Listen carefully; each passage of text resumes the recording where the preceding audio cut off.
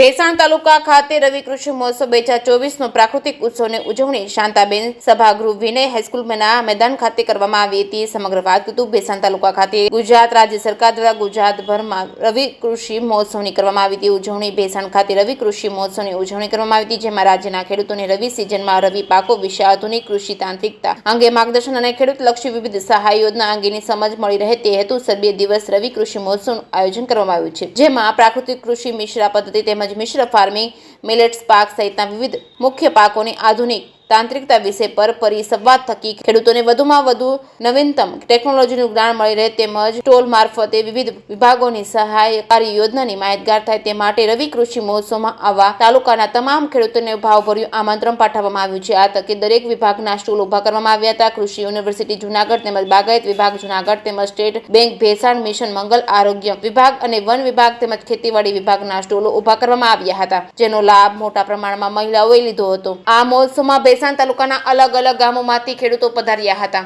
અને તમામ ખેડૂતોને ખેતી વિશે તેમજ અન્ય વિભાગો દ્વારા પોતપોતાના વિભાગની માહિતગાર કરવામાં આવ્યા હતા। જે કેસની ગુજરાતી સાથે પંકજ વેગડા, ભેસાણ।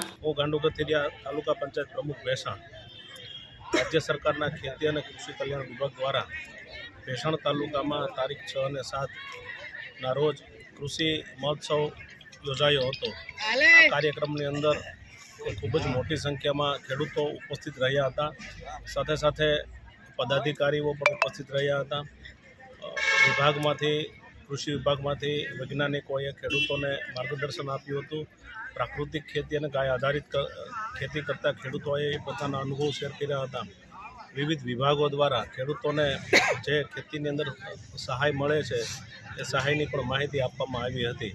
આ તકે અમારી સાથે ઉપસ્થિત અમારા તાલુકા પંચાયતના પ્રમુખ શ્રી જયદીપભાઈ સિલુ, અમારા પાર્ટીના મહામંત્રી શ્રી રમેશભાઈ હિરપરા તથા ભારતીય જનતા પાર્ટીના અને તાલુકા પંચાયતના પદાધિકારીઓ ઉપસ્થિત રહી અને આ કાર્યક્રમ સફળ બનાવવામાં આવ્યો હતો। નમસ્કાર, હું ડૉક્ટર એમ પોલરા, મદદનીશ સંશોધન વૈજ્ઞાનિક, જૂનાગઢ કૃષિ યુનિવર્સિટી જૂનાગઢ।